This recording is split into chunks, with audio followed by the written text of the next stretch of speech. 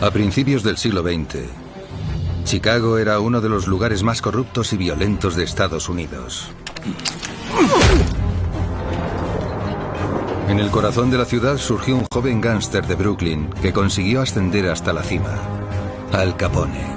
En su interior era una persona increíblemente decidida. Era como un tren en marcha fuera de control. En menos de una década, el despiadado gángster llegó a levantar un imperio y a hacerse millonario, eliminando a la competencia y convirtiendo a la mafia de Chicago, conocida como Outfit, en la organización criminal más poderosa del país. Estás acabado. El control que ejercía Al Capone sobre los negocios ilegales de Chicago y más adelante de otras ciudades era extraordinario. Había que ser muy listo para hacer algo así. Capone fundó los cimientos de una nueva generación de mafiosos que levantaría una ciudad del pecado. Por el futuro, caballeros. Se enfrentaría a una dinastía de políticos. Lo sé absolutamente todo sobre los Kennedy. Y aseguraría a la mafia de Chicago un lugar en la historia. Cuando hablas con mis enemigos a mis espaldas, esto es lo que pasa.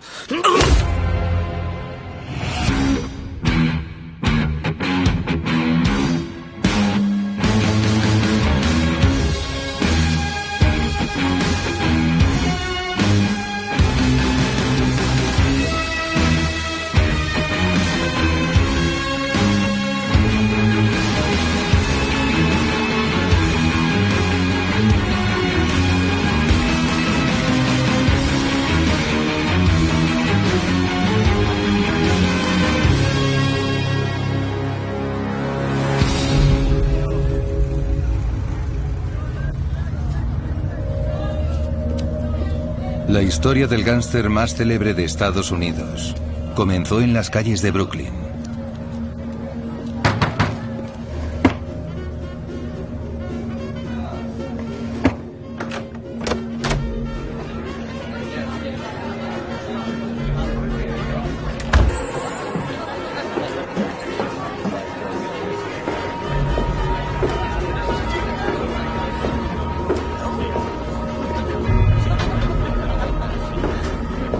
Llévalo al centro. ¡Esto es una redada! ¡Sí, ¡vamos, date la vuelta! ¡Las manos en la pared!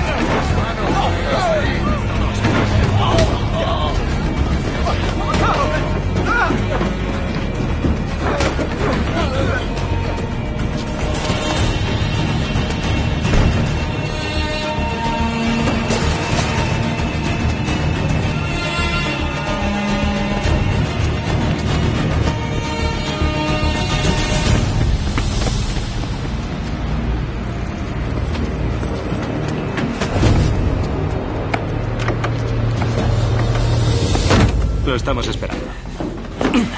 Una redada en el local de apuestas de la Cuarta. ¿No les habíamos untado? Así es. Entonces, ¿por qué ha pasado esto? Señor Torrio. Quiero que me pongáis con el jefe de policía y averigüéis los nombres de todos esos polis. He cogido lo que he podido.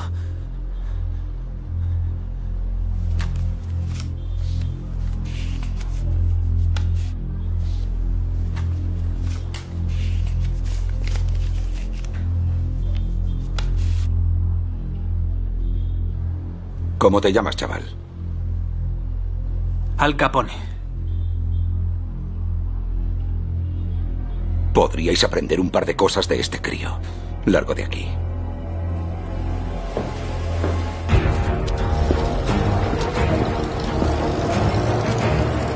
A los 14 años, Alphonse Capone empezó como chico de los recados para varios gánsteres de la zona.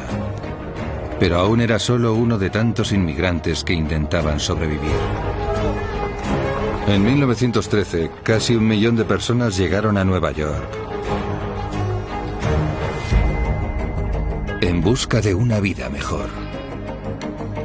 Los inmigrantes que vinieron a Estados Unidos, sobre todo a Nueva York, llegaron de forma escalonada. Los primeros fueron los irlandeses. Cuando llegaron los italianos, comenzaron a tratarlos como a gente de segunda. Algunos italianos solo podían acceder a trabajos extenuantes. Los italianos tenían realmente complicado integrarse en el estilo de vida estadounidense. Eran extremadamente diligentes, muy trabajadores, muy familiares y tenían que esforzarse el doble para sobrevivir en el país.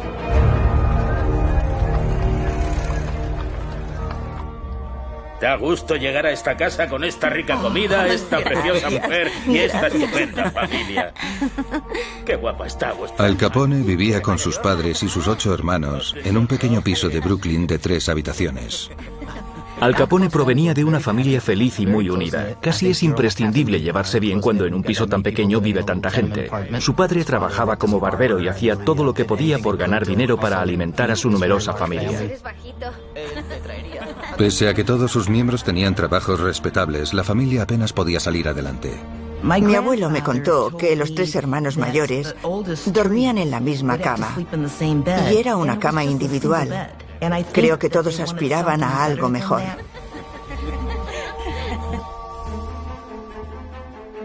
Para muchos de los italianos que querían prosperar, había otra forma de ganar dinero. Nueva York estaba controlada por múltiples bandas callejeras, repartidas por toda la ciudad, que se asociaban para montar rentables negocios ilegales en sus barrios. Había bandas con todo tipo de intereses económicos. El número de actividades ilegales era apabullante.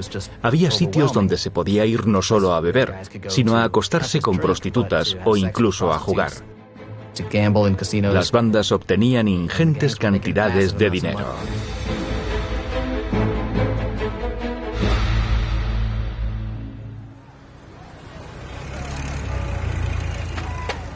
Capone había estado trabajando como chico de los recados para una banda de Brooklyn, para ayudar económicamente a su familia.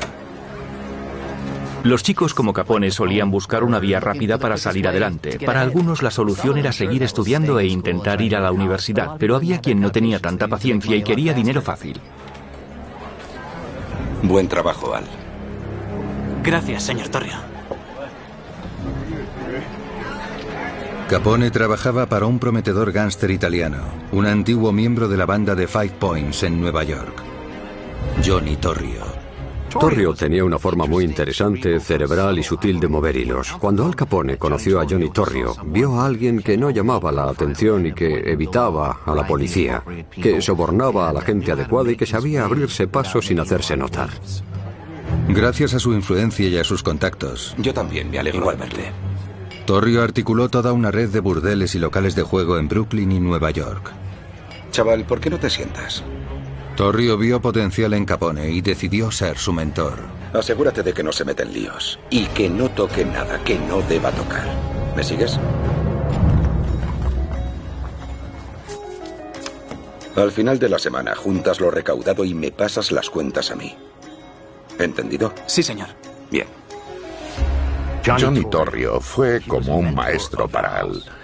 Johnny enseñó a Al a ser un hombre templado y a utilizar el cerebro en vez de los puños. Él sabía que Al Capone era inteligente y capaz de apañársela solo. En realidad fue Torrio el que enseñó a Capone que aquello podía llevarse como un negocio de verdad, no como una actividad clandestina, que tenía algo en común con los negocios legítimos. Mañana por la mañana. De acuerdo. Vale, largo, muchachos.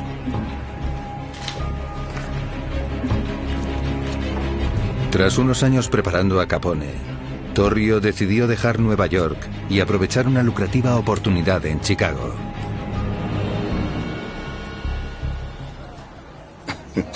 ¿Qué? ¿No bebes conmigo? Al.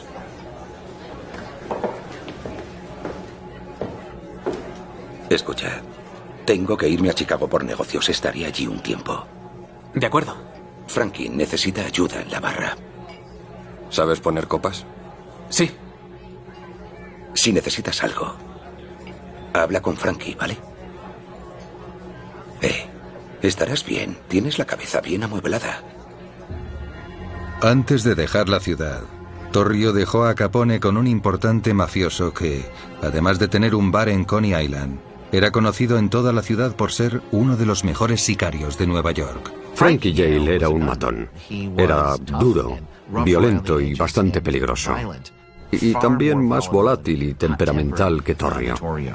Mucha gente le tenía miedo, incluido Capone. Bebe.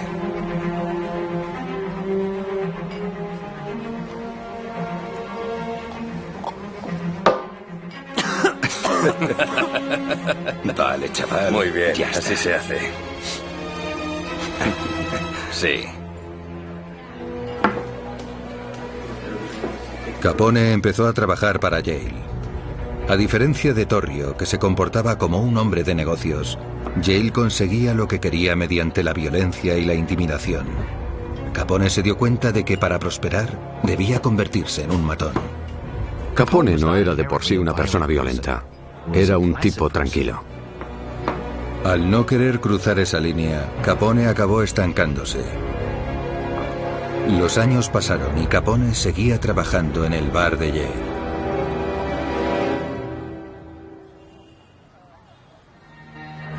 Sí, ahora te sirvo.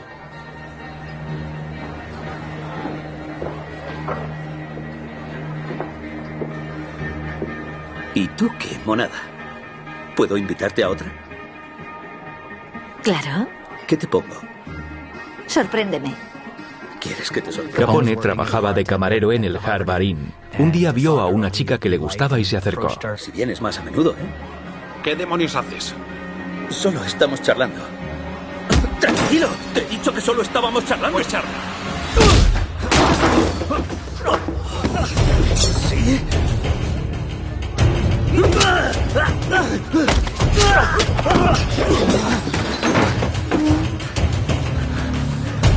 ¡Hijo puta!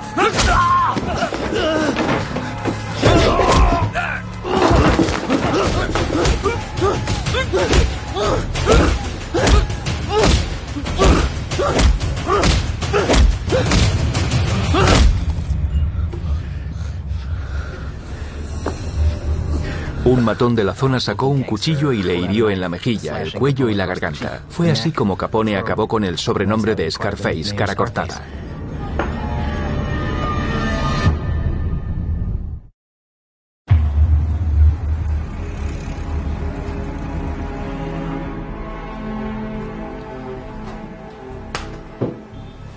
Al Capone tardó varios meses en recuperarse de las cuchilladas. Tener una cicatriz tan enorme, le habían hecho 3 cortes en la mejilla, tuvo que ser devastador. Para empezar, aquello era un signo de debilidad. Le habían dejado la cara llena de cicatrices siendo aún muy joven. Debió de ser muy duro.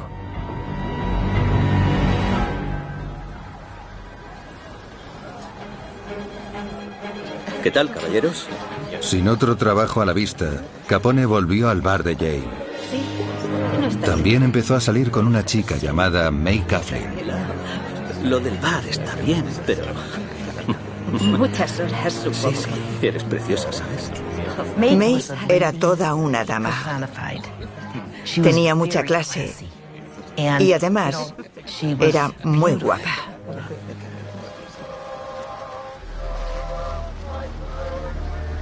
A los pocos meses de empezar a salir juntos, se enteraron de que ella estaba embarazada y decidieron casarse. Capone sabía que no ganaba suficiente como para mantener a su mujer y a su futuro hijo. Así que decidió escalar puestos en la organización de Frank y Yale.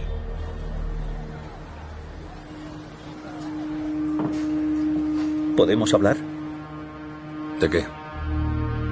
Quiero más trabajo. Quizá tenga algo para mí. Si alguien enferma, cubre su turno. No me refería al bar. ¿Qué estás buscando? Lo que usted me dé, lo haré.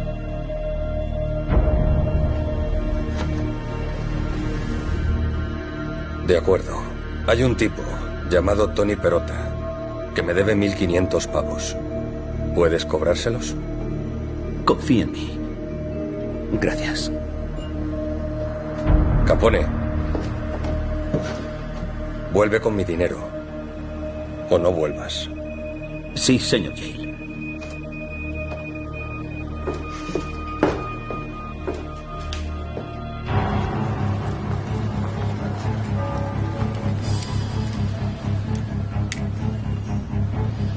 Para poder mantener a su futura familia, Al Capone accedió a cobrar una deuda a un gángster de poca monta. Vamos, vamos, vamos. ¡Qué mierda!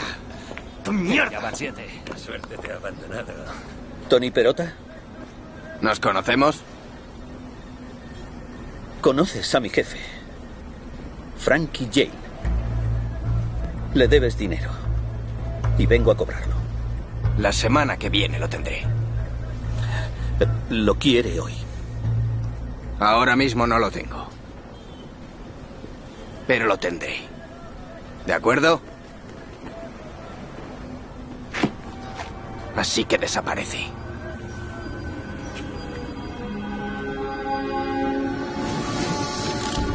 Mira, no me iré sin el dinero. ¿Y qué vas a hacer? ¿Dispararme? Vamos, adelante. Dispara. Dispara. Venga, hazlo. Vamos, valiente. Ya imaginaba. No.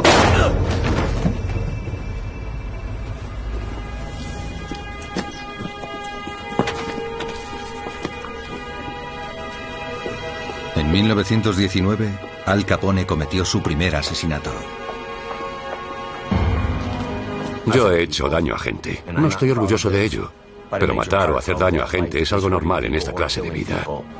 Así es como subes de nivel.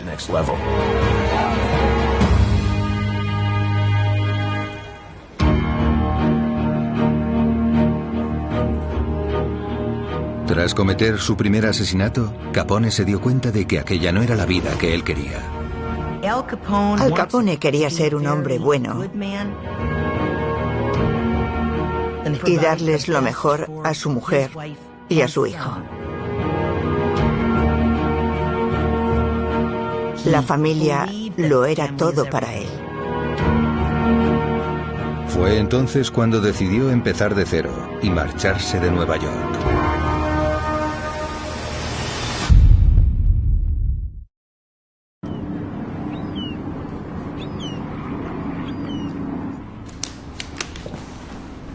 Las facturas y los recibos de estas 2 semanas. Quiero las nóminas mañana, primera hora. No se preocupe. Bien.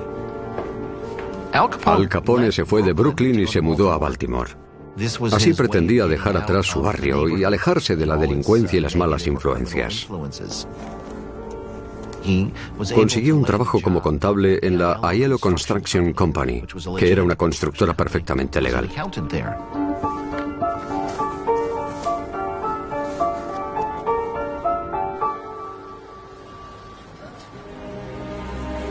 ¿Sigues despierta? Perdona, la cena está fría. Está bien. Pese a tener un trabajo honrado, Capone apenas podía darle a su familia la vida que él quería.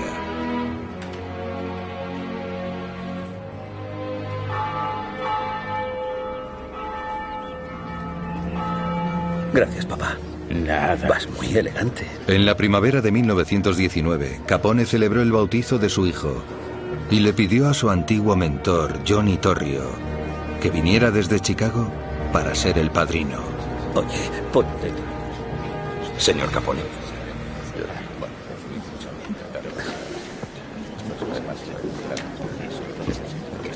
Enhorabuena. Gracias.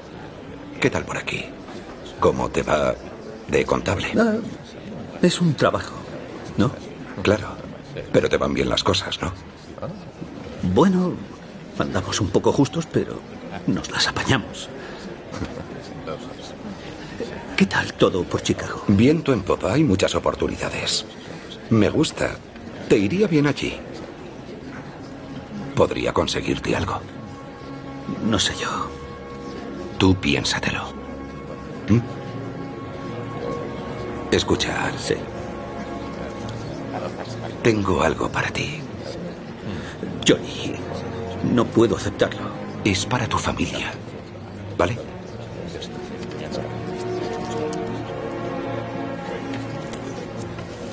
Gracias. Piénsatelo. Lo haré.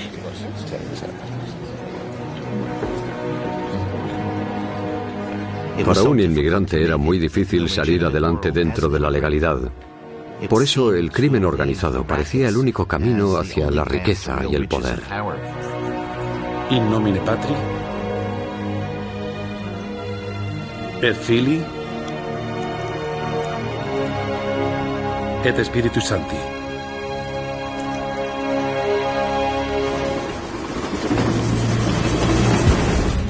Capone decidió aceptar la oferta de Torrio y mudarse a Chicago.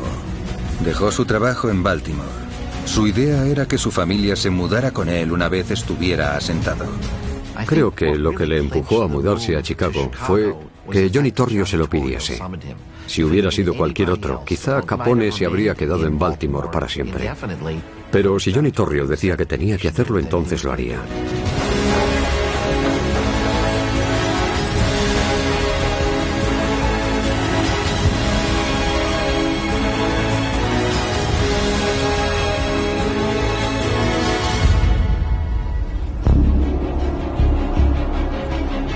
En el invierno de 1919, Al Capone llegó a Chicago para trabajar a las órdenes del gángster Johnny Torrio. Disculpe. Bienvenido a Chicago. Johnny, esto es increíble. ¿Qué te sorprende? No, es que este sitio es fabuloso. Algo mejor que el de Nueva York, ¿eh? Sí, un poco. Hola. Vamos, te enseñaré esto. Tras dejar Nueva York, Torrio ascendió rápidamente en las filas del AMPA de Chicago. Dirigía cientos de burdeles y locales de juego en la ciudad. Y el más impresionante era el Four Deuces. Johnny Torrio gestionaba el Four Deuces. En la planta baja había un bar. En el primer piso, un local de juegos. En el segundo, un prostíbulo. Y en el tercero, las oficinas desde las que dirigía sus actividades ilícitas. Las operaciones de Torrio generaban al año un total de unos 55 millones de dólares actuales. Pero una gran parte de los beneficios iba a parar a su superior, el jefe mafioso más poderoso de Chicago, Big Jim Colosimo. Big Jim Colosimo fue sin duda el gángster con más éxito de Chicago antes de la ley Volstead. Su banda conseguía de lejos más beneficios que ninguna. Mientras la mayoría de los gángsteres se habían especializado, él había diversificado. Se dedicaba al juego, a la prostitución, a la extorsión laboral, etc. Sin embargo, pese a tener el mayor imperio de burdeles y casinos de Chicago, Colosimo seguía siendo solo uno de varios jefes mafiosos. Chicago era una ciudad de barrios. Los negocios acababan extendiéndose más allá de los barrios. Los italianos estaban sobre todo en el sur, mientras que en el norte estaban las bandas de irlandeses.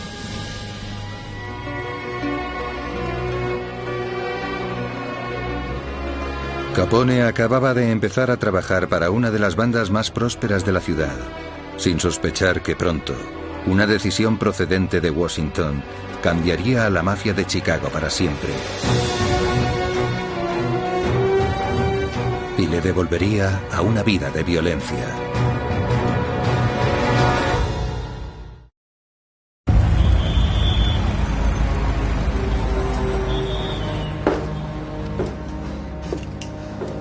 He estado revisándolo. Hay mucho dinero aquí. Tienen que llegarnos 10 más. Al Capone se asoció con su antiguo mentor, el jefe mafioso Johnny Torrio. Se ocupaba de la contabilidad de las operaciones multimillonarias de Torrio. A Johnny Torrio se le considera el padre del crimen corporativo. Era muy discreto y organizado. Todo lo que Capone sabía sobre cómo administrar una organización mafiosa lo había aprendido de Johnny Torrio. Trabajando para Torrio, Capone ganaba 20 veces más que en Baltimore. Pero entonces, Washington aprobó una ley que cambiaría a la mafia para siempre. El 17 de enero de 1920, el Congreso aprobó la 18ª enmienda, que prohibía la venta de alcohol en todo el país y llegaría a conocerse como prohibición o ley seca. Lo increíble es que con la ley Volstead cogieron uno de los mayores negocios del país que hasta entonces estaba en manos de gente honrada y convirtieron en delincuentes a todos los que se dedicaban a él. Es como si hoy les dijeran a los mafiosos: quedaos con el negocio de la informática, ahora es vuestro. Todas las fábricas de cerveza de Chicago echarán el cierre. Podríamos comprar una a precio de saldo. ¿Para qué? ¿Para hacer cerveza? No solo eso, para venderla a todos los bares, clubes y burdeles clandestinos de Chicago. Nosotros, hagámoslo. ¿Cuánto cuesta una cerveza ahora? No sé, 5 centavos. Triplícalo. Cuando la prohíban, la gente pagará lo que sea. ¿Y Big Jim estará de acuerdo? Sería un idiota. A Johnny Torrio se le ocurrió hablar con los fabricantes de cerveza y preguntarles: ¿así que vais a cerrar por la prohibición? ¿Y si os compro la fábrica? ¿Y si me la quedo yo? Se dio cuenta de que era una gran oportunidad. Con el plan ya trazado, Torrio y Capone solo necesitaban la aprobación de Big Jim.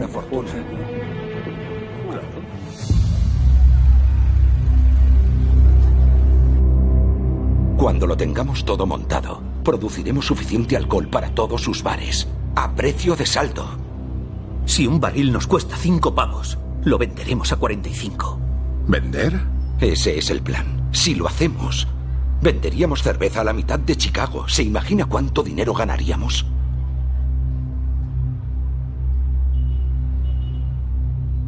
Seguiremos sirviendo alcohol en nuestros bares y burdeles. Pero no lo produciremos, ni lo distribuiremos.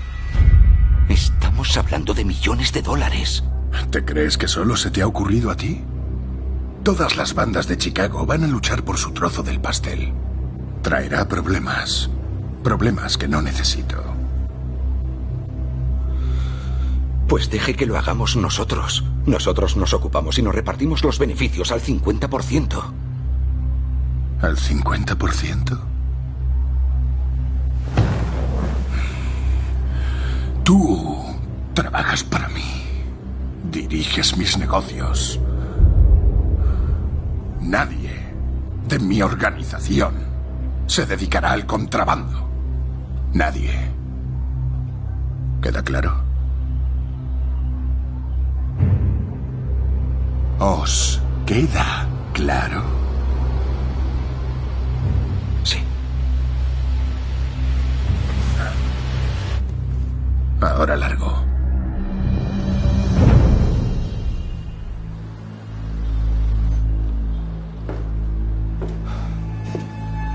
¿Has visto cómo me ha hablado?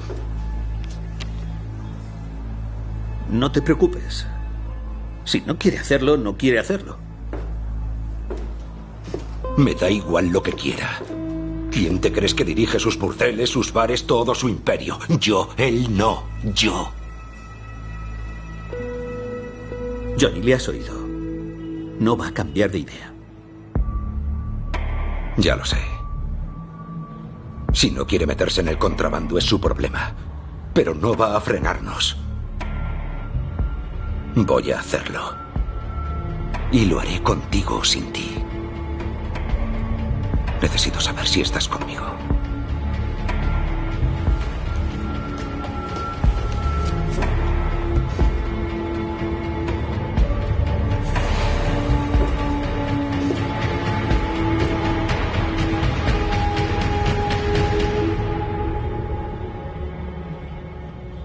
Muy bien. Me apunto. Capone y Torrio decidieron abrir su propio negocio de contrabando sin el apoyo de Big Jim, lo que suponía un desafío directo a uno de los hombres más poderosos y peligrosos de Chicago.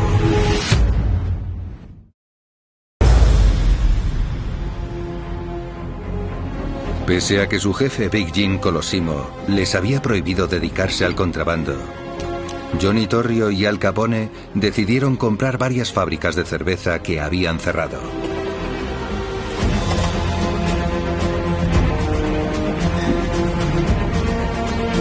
Como esas fábricas habían cerrado por el acta de prohibición, Torrio pudo comprarlas a un precio muy bajo. Vamos, chicos. Poneos en marcha. Al poco tiempo, empezaron a suministrar alcohol ilegal a cientos de bares y clubes clandestinos por todo Chicago. Torrio, que era un hombre inteligente, se dio cuenta de que no podía llevar ese negocio de manera caprichosa, sino que debía hacerlo como si fuera un negocio legítimo.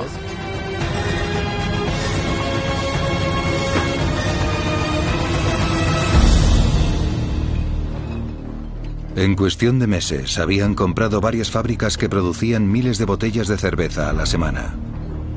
Pero aunque su negocio de contrabando iba bien, aún tenían que responder ante Big Jim.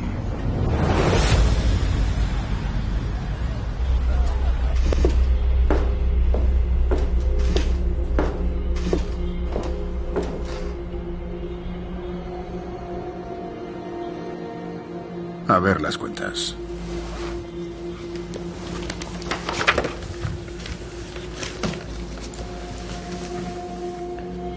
Los apuntes están a la izquierda y... Sé leer los libros.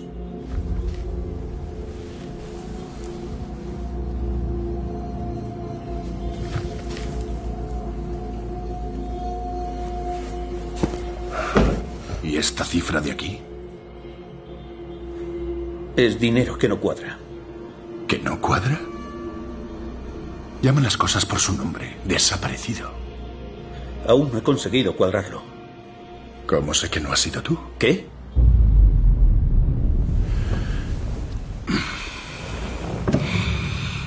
¿Que cómo sé que no has sido tú? No he sido yo. Empecé de recaudador. Una vez un tío llamado Georgie Spencer tuvo un descuadre de $300. ¿Sabes lo que hice?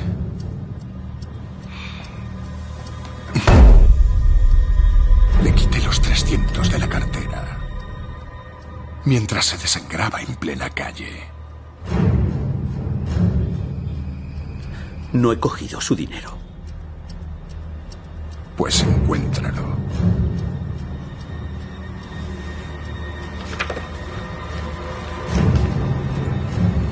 Capone estaba convencido de que Big Jim sospechaba lo de su negocio de contrabando.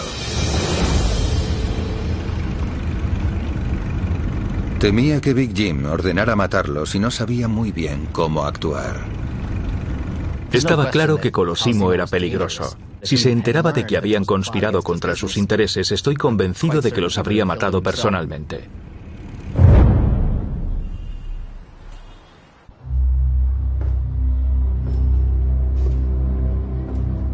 Tenemos que matarlo. ¿Estás de broma? ¿Quieres liquidarlo?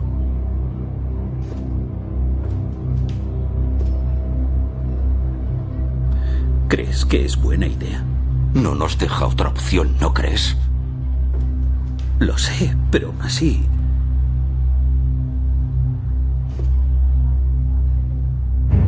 Es lo que hay que hacer. Colosimo tenía tanto poder que Johnny Torrio sentía que debía quitárselo de en medio. Si había algo que sabían todos los mafiosos era que si alguien iba a por ellos tenían que quitarlo de en medio.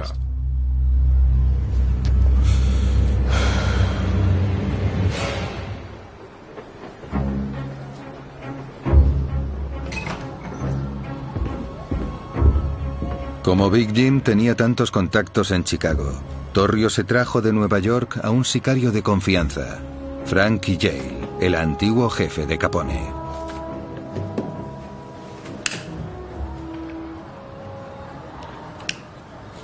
Gracias por venir, Frankie.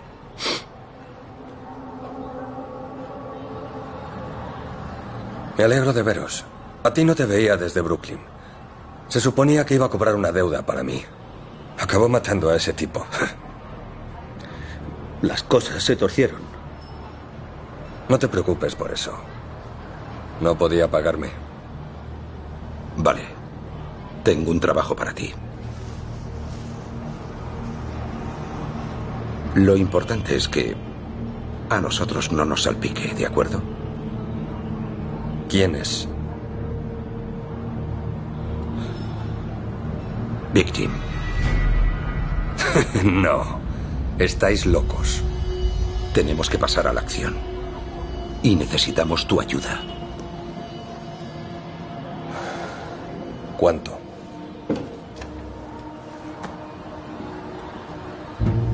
Tendrás la otra mitad cuando esté hecho.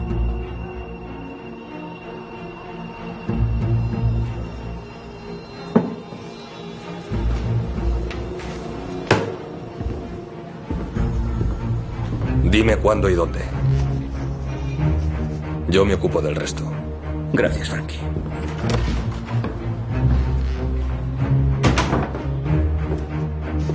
En el crimen organizado, intentar matar al líder de la familia son palabras mayores. John Torrio se la estaba jugando al decidir matar a Big Jim Colosimo. Si Colosimo se enteraba, si algo se filtraba, Torrio sería hombre muerto.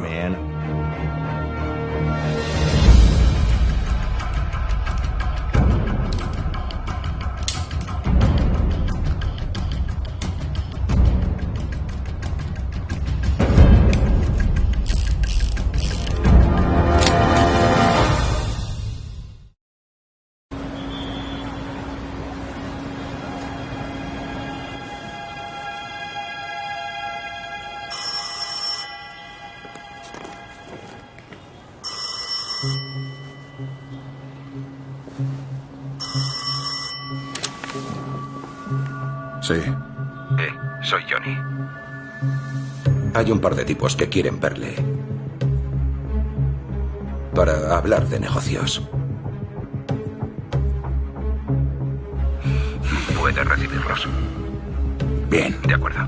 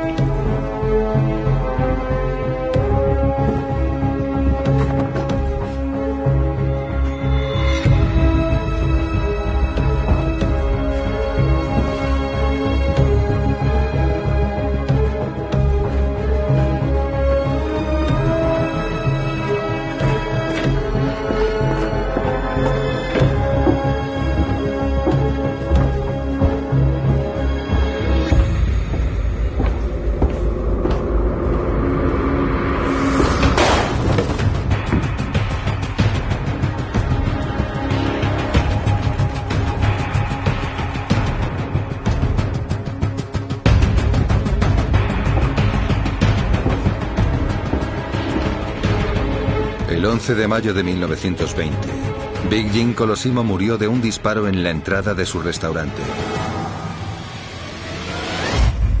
Su asesinato causó un gran revuelo en Chicago, pero sin testigos dispuestos a declarar, el crimen nunca llegó a resolverse.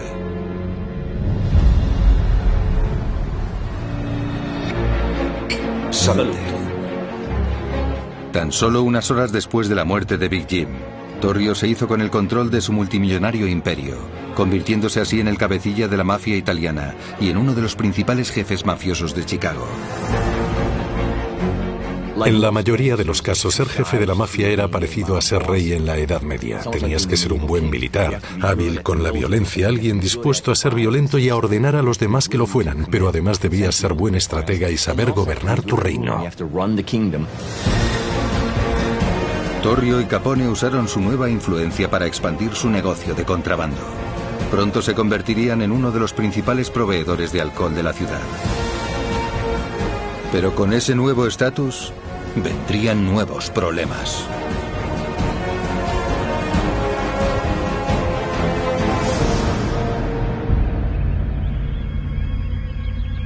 A medida que el negocio crecía, empezaron a asumir más riesgos y a expandirse hacia el norte, territorio controlado por sus rivales más duros.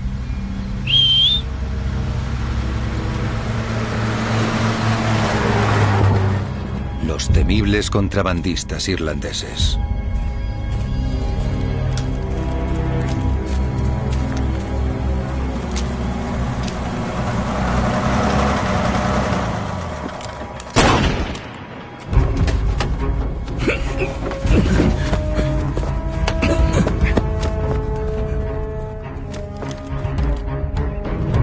quién trabajáis. ¡Sal!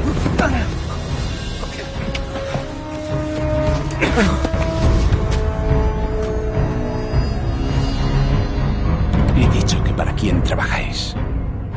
Para Johnny Torrio y Al Capone. Diles a esos italianos que no se acerquen al norte.